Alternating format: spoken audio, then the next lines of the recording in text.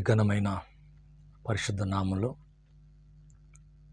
మీ అందరికి కూడా ప్రత్యేక శుభాలు తెలియజేస్తానండి. ప్రభు మిమ్మును మీ కుటుంబాల్ని దీవించి ఆశీర్వదించునుగాక.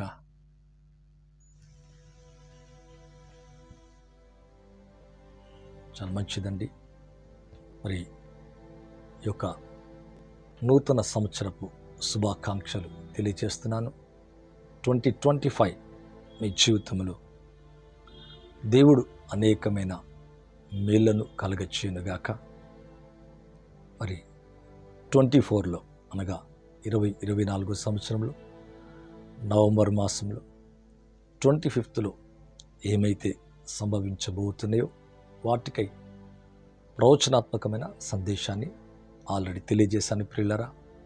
మరి ద్వితీయోపదేశకాండం 28:11 ప్రకారంగా సమృద్ధి అయిన మేలు కలుగచేస్తా అని దేవుడు వాగ్దానం చేశాడు.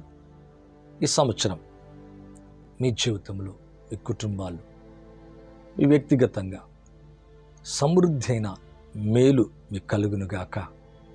మరి ప్రతి సంవత్సరం మనం ఎదురు చూస్తాం, ఈ సంవత్సరం ఏం సంభవించబోతుంది, నా జీవితంలో ఏం జరుగుతుంది, నా కుటుంబానికి ఏమవుతుంది, నా జీవితంలో ఏం కలుగుతుంది అని మనం అనేకసార్లు ఆందోళనకు గురి చెందుతాం.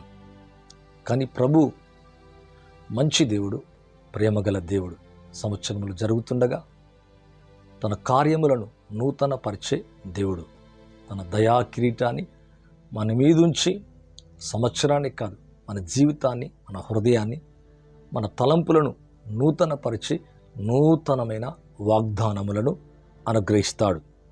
మరి ప్రపంచము ప్రస్తుత పరిస్థితులను చూసినప్పుడు ఎంతో ఆందోళనకరంగా, దుఃఖకరంగా, వేదనకరంగా కనబడుతూ ఉండవచ్చు.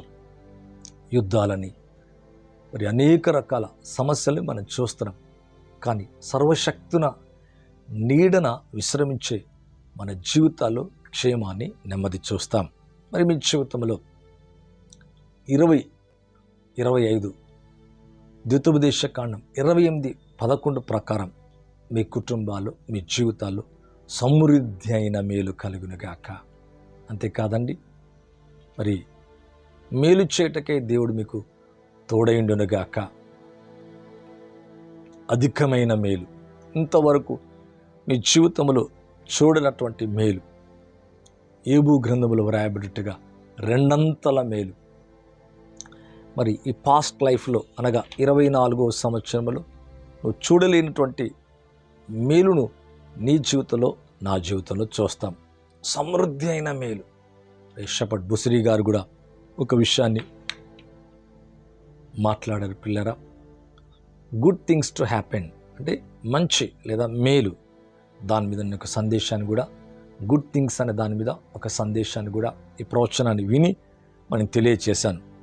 గుడ్ థింగ్స్ టు హ్యాపెన్ అంటే మీకు మంచి జరుగుతుంది, మేలు జరుగుతుందని మరి మేలు గురించి కూడా మాట్లాడుతూ వచ్చా ఆల్రెడీ 24 నవంబర్ నుంచే. మరి అలాగా మరి గత సంవత్సరంలో ఒకవేళ మేలు చూడకుండా నేను ఉండొచ్చు. కీడు లేదా వ్యాధి, భయం, బలహీనత, శరీర రుగ్మతలు, మీ జీవితంలో అనేక సమస్యలు ఉండొచ్చు. అవన్నీ మీ నుంచి, మీ కుటుంబాన్ని నుంచి దేవుడు దూరపరిచి మీ కుటుంబానికి కావలసిన తన శాంతిని, సమాధానం అనుగ్రహించునుగాక. మీ జీవిత కాలమంతా సుఖమును, నెమ్మది, సమాధానం కలగచేయునుగాక. నీ కొరకు ప్రార్థిస్తున్నాండి.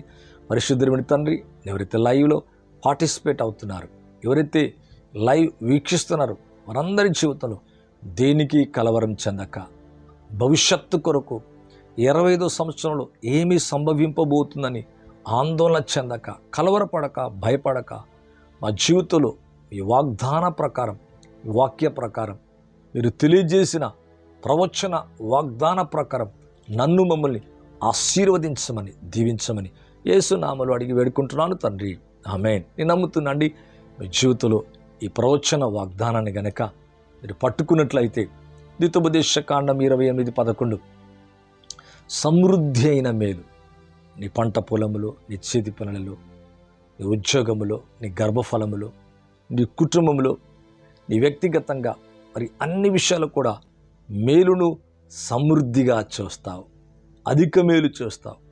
యోబు గ్రంథములు అన్నట్టుగా రెండంతల మేలు చూస్తావు. నువ్వు ధన్యుడు, నీకు మేలు కలుగునని బైబిల్ అంటుంది. అవును, అధికమైన రెండంతలుగా ఇంతవరకు చూడని యొక్క మేలు మన జీవితంలో మనమందరము చూచదుముగాక. కనుక ప్రస్తుతం జరుగుతున్న పరిస్థితుల వైపు మన లక్ష్యం ఉంచక యేసు వైపే మన కాన్సన్ట్రేషన్, మన ఫోకస్ ఈ 25 మీద కాదు, కానీ ఈ ఇయర్ మీద కాదు, కానీ దేవుని యొక్క ప్రామిస్ మీద, దేవుని యొక్క మాట మీద, దేవుడు మనకు ఏమైతే సెలవిచ్చాడో, తెలియజేశాడో దాని మీద ప్రవక్త లేదా ఒక దైవజనుడు తెలియజేసిన ప్రతి దాని మీద మనం విశ్వసించి ముందుకు సాగినట్లయితే అవన్నీ కూడా మన జీవితంలో జరుగుతాయి. మరి చాలాసార్లు మనం మరలా అంటున్నా ఆందోళన చెందుతాం, కలవరపడతాం. ఎలాగుంటుంది నా లైఫ్, మళ్ళీ అదే సమస్యనా, అదే అప్ప, లేకపోతే అదే ఆర్థిక సమస్య, అదే వ్యాధ, లేదా నా కుటుంబంలో నా పరిస్థితులు మరలా అలాగే ఉంటాయా? ఈ విధంగా మనం అనేకసార్లు చింతించి కలవరపడతాం, భయపడతాం, ఆందోళన చెందుతాం. వాటి వైపు మనం ఏమాత్రం కూడా చూడకుండా మరి ఇన్ని ఏండ్లు 20, 21, 22, 23, 24 ఇలా గత సంవత్సరాలు 20 సంవత్సరాలు కావచ్చు, 24 సంవత్సరాలు కావచ్చు, ఈ 24వ సంవత్సరం కాదు 24 సంవత్సరాలు కూడా కావచ్చు. మరి ఇశ్రాయేల్ ప్రజల్ని 40 ఏళ్ళు పోషించినట్లుగా మరి కాలు వాయకుండా, మరి వస్త్రాలు పాతగిలకుండా మనని సంరక్షించి పోషించి నడిపించిన అదే దేవుడు నిన్న నేడు ఏకరీతిగా ఉన్నాడు. నీ ముందు నడిచి నీకు కావలసినవన్నీ కూడా అనుగ్రహిస్తాడు ప్రియులారా. కనుక దేనికి భయపడకు. ఇంకా ఎక్కువగా మనం ప్రార్థనలో ముందుకెళ్దాం. గత సంవత్సరం 24, 23 మరి అనేక రకాలుగా ప్రార్థించాం. మరి కొన్ని మీటింగ్స్ వెళ్ళడానికి కూడా ప్రభు సాయం చేశాడు. మొన్నటి దినాన అద్దంకి ప్రాంతానికి వెళ్ళి చక్కటి కార్యాలు, అద్భుతమైన ఆశ్చర్యమైన కార్యాలు అక్కడ జరిగించాడు. ప్రజలెంతో ఓదార్చబడ్డారు, ఆదరించబడ్డారు. అలాగే రానున్న దినాల్లో కూడా ఇంకా ప్రభు బలంగా వాడుకోవాలని కోరుకుంటున్నా, మిమ్మల్ని కూడా వాడుకోవాలని కోరుకుంటున్నా. మీ జీవితాలకు కూడా దేవుడు బలమైన కార్యాలు చేయనుగాక.